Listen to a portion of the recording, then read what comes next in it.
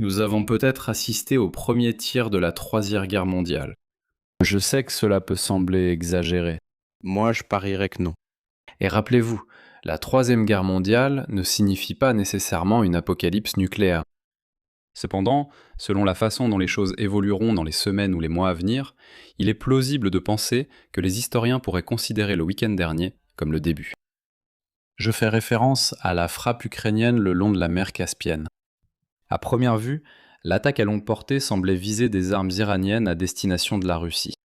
Mais maintenant, l'Iran affirme que les frappes visaient la République islamique et même la direction de l'envoi reste floue. Alors aujourd'hui, laissez-moi vous présenter le monde en guerre aujourd'hui. Puis essayer de démêler les faits contestés concernant la frappe avant d'essayer de comprendre ce que la Russie cherchait à obtenir de l'Iran qui a déclenché cela, avant de voir comment l'Ukraine pourrait essayer d'en tirer parti. Pour exercer une pression sur les États-Unis, ce qui nous amène finalement à ce qui se passe actuellement en Iran, aura le monde en guerre. Mais d'abord, laissez-moi remonter en arrière. Nous vivons aujourd'hui, sans aucun doute, dans un monde en guerre. Ce qui distingue cette toile complexe d'une véritable guerre mondiale, c'est un acteur engagé sur deux fronts simultanément, comme les États-Unis, qui jonglaient entre les théâtres européens et pacifiques pendant la Seconde Guerre mondiale. En revanche, ces 5 derniers mois ont vu deux conflits distincts, reliés uniquement par un soutien matériel. L'Ukraine combat la Russie, avec l'aide des pays européens, ainsi qu'une aide limitée, notamment en matière de renseignement, de la part des États-Unis, même sous l'administration Trump. Et la Russie combat l'Ukraine avec le soutien, entre autres, de l'Iran. Pendant ce temps, Israël et les États-Unis combattent l'Iran avec l'aide d'une assistance européenne limitée, et l'Ukraine aide les partenaires arabes à se défendre contre les drones iraniens. L'Iran reçoit à nouveau le soutien de la Russie, notamment dans le domaine du partage de renseignements. Nous n'avons notamment pas encore vu de troupes russes en Iran pour défendre l'espace aérien, ni d'avions de chasse américains patrouiller au-dessus de l'Ukraine. Cela nous amène au week-end dernier, lorsque des drones ukrainiens ont parcouru plus de 1000 km pour frapper des cibles sur la mer Caspienne. Je vais aborder les détails contestés de l'incident dans un instant. Je veux surtout analyser comment Kiev présente ses frappes, car cela rejoint la discussion sur la Troisième Guerre mondiale. Il y a des années maintenant, l'Iran a donné à la Russie le modèle pour produire les drones Shahed qui pilonnent les villes ukrainiennes depuis lors. Zelensky présente désormais le rôle de l'Iran dans ses attaques comme une attaque directe de l'Iran contre l'Ukraine. Ainsi, ce qui s'est passé ce week-end, c'est que l'Ukraine a répondu en attaquant l'Iran. Pour être clair, il s'agit toujours de livraison d'armes. Cependant, vous pouvez imaginer comment une série de frappes de représailles pourrait faire boule de neige et transformer cela en quelque chose de plus grave. Ce qui amènerait alors les historiens du futur à désigner le week-end dernier comme le début de la Troisième Guerre mondiale. Mais nous devons attendre pour voir s'il y aura des attaques soutenues. Pour rester concentré sur le présent, permettez-moi de passer à la discussion des frappes ukrainiennes sur des cibles liées à l'Iran, parmi d'autres cibles clairement russes, en mer Caspienne. L'Ukraine affirme avoir touché 2 cargos battant pavillon russe. L'Iran affirme que l'Ukraine a frappé un navire iranien, tuant un marin iranien et en blessant au moins un autre. Le ministre des Affaires étrangères iranien déclare qu'il s'agit d'un complot plus large impliquant Israël et que cette frappe ne restera pas sans réponse. Pour être clair, l'Ukraine a déjà frappé ce qui semble être des livraisons d'armes iraniennes destinées à la Russie en mer Caspienne. L'exemple le plus clair de cela s'est produit en août de l'année dernière. Cependant, l'Iran n'a pas fait autant de bruit cette fois-là. Il est difficile de savoir ce qui est différent aujourd'hui, à part peut-être la mort d'un Iranien. Petite parenthèse, si vous vous êtes déjà demandé pourquoi les pays occidentaux livrent l'aide ukrainienne en Pologne et exigent que des camions ukrainiens traversent la frontière pour tout récupérer et l'apporter en Ukraine, c'est pour cette raison. Quoi qu'il en soit, la bataille des versions continue, avec l'Iran affirmant que la cible était commerciale et l'Ukraine déclarant avoir frappé des navires transportant des composants militaires. Ce qui est intéressant ici, c'est que les deux descriptions peuvent être exactes en même temps. Il pourrait décrire d'autres navires, ou bien il raconte la même histoire sur le même navire ou une paire de navires. Le pavillon d'un navire correspond souvent mal au pays qui se trouve réellement derrière lui. De plus, un cargo peut avoir transporté à la fois des marchandises civiles et des composants militaires. Dans ce qui ne semble guère être une coïncidence, l'Ukraine a passé la semaine précédente à frapper des centres de distribution Wildberries à l'intérieur de la Russie. Une petite partie de l'activité de Wildberries est effectivement à double usage pour l'armée.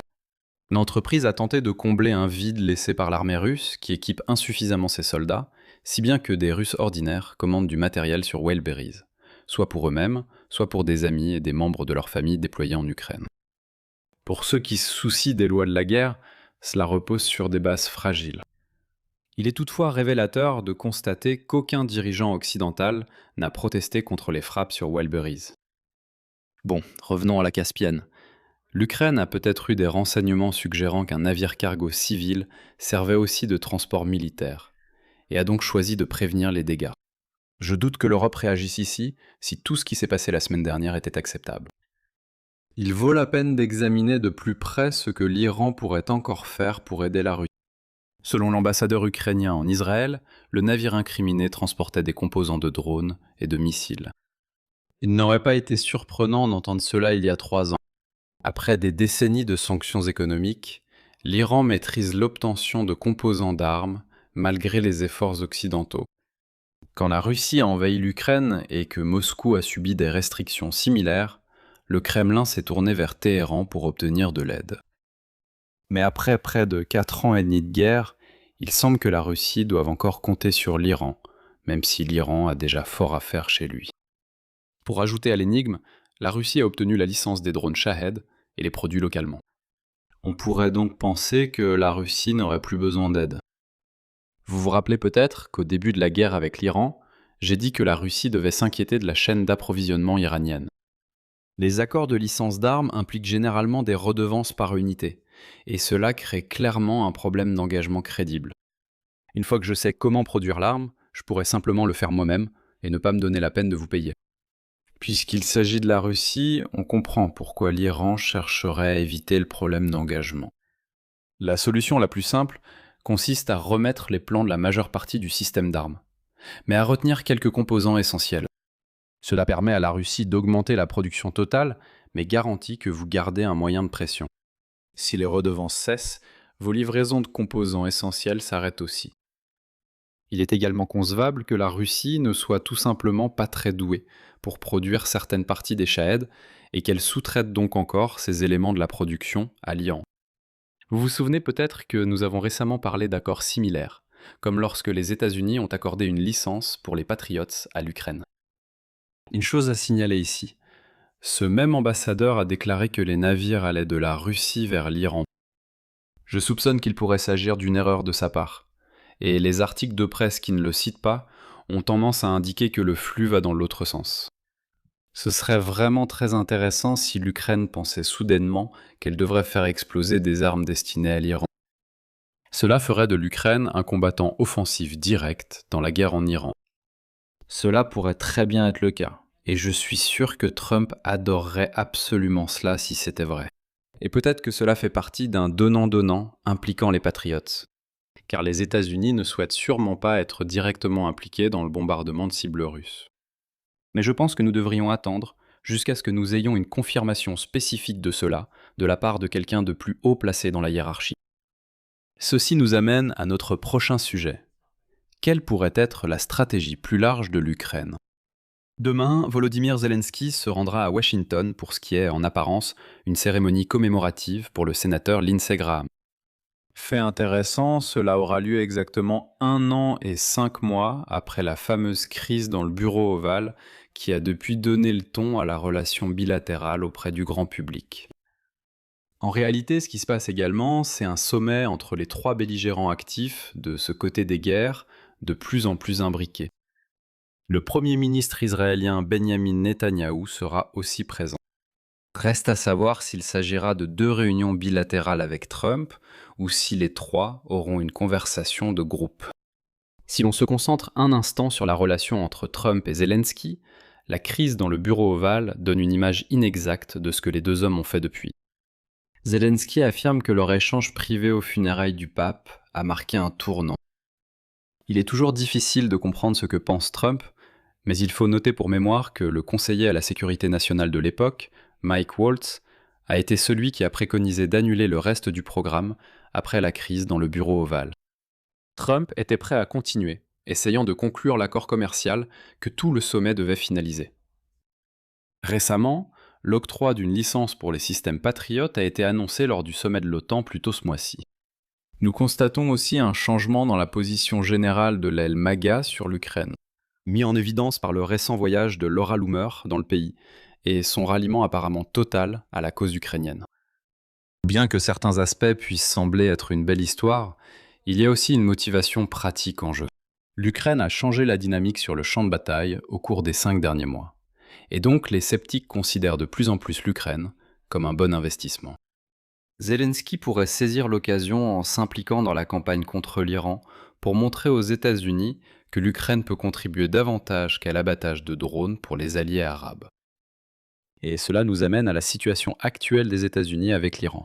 Pour simplifier à l'extrême, nous avons eu un cessez-le-feu en mer qui n'en était jamais vraiment un, suivi par la reprise d'une guerre qui ne s'est en réalité jamais arrêtée. Et à l'heure actuelle, il semble que nous soyons à une nouvelle pause, qui risque de ne mener nulle part si les négociations sont tout aussi contre-productives. Même avec les nouveaux missiles et drones qui ont été lancés récemment, la grande majorité du conflit reste les blocus opposés le long du détroit d'Ormuz. Du côté américain, une partie de ce qui pourrait motiver la trêve actuelle, ce sont les nouveaux appels du Pentagone à ne pas épuiser davantage les stocks de missiles américains. Encore une fois, en me livrant à des spéculations hasardeuses, Volodymyr Zelensky pourrait tenter de faire de l'Ukraine un relais d'armement pour les États-Unis. Kyiv peut accroître sa production de drones bien plus vite que les États-Unis actuellement. Le principal obstacle pour l'Ukraine, c'est l'argent. Si Volodymyr Zelensky obtenait des fonds d'investissement futurs des États-Unis, alors l'Ukraine pourrait augmenter ses chaînes de production et rendre l'appareil aux États-Unis sous la forme d'attaques de drones à longue portée, soit en les lançant directement, soit en remettant les commandes aux États-Unis. Pour sa part, l'Iran ne dispose pas d'un bon moyen de semer la discorde dans cette relation. L'Iran a déjà répondu à l'attaque de l'Ukraine en menaçant de riposter. Cependant, l'Ukraine n'est pas dépendante des expéditions entrant et sortant du détroit d'Ormuz, et l'Ukraine est probablement aussi trop éloignée de l'Iran pour que l'Iran puisse riposter efficacement par voie aérienne. Il ne reste donc plus que la possibilité d'augmenter l'aide à la Russie. Maintenant, je suis sûr que l'Iran pourrait trouver quelque chose à faire ici, même s'il est difficile de voir comment cela pourrait avoir un effet significatif. C'est encore un de ces cas où un État dit qu'il fera plus en réponse à une attaque, mais cela soulève alors la question de savoir pourquoi il n'en faisait pas déjà plus auparavant. Le chaos du monde en guerre continue. Quelles sont nos conclusions pour aujourd'hui ? L'Ukraine a frappé au moins une cible liée à l'Iran en mer Caspienne. Si la situation empire, on pourrait qualifier les événements du week-end de premier coup de feu de la Troisième Guerre mondiale. Au-delà de la conséquence directe de perturber la logistique de la chaîne d'approvisionnement russe, l'Ukraine pourrait essayer de renforcer le soutien des États-Unis à son égard. Nous reviendrons sûrement sur ce sujet demain, après avoir eu le résultat du sommet à Washington. Jusque-là, nous ne pouvons rien y faire. Si vous avez manqué mes contenus sur ma chaîne secondaire, il y a de nombreuses questions intéressantes auxquelles je peux répondre sur la ligne d'assistance géopolitique. Pour certains, ma chaîne secondaire est devenue la principale. Vous pouvez la découvrir en cliquant ici. Et si vous avez apprécié la vidéo d'aujourd'hui, merci de liker, partager et vous abonner. Et je vous retrouve demain. Peut-être ici, peut-être sur l'autre chaîne. Qui sait ? Prends soin de toi.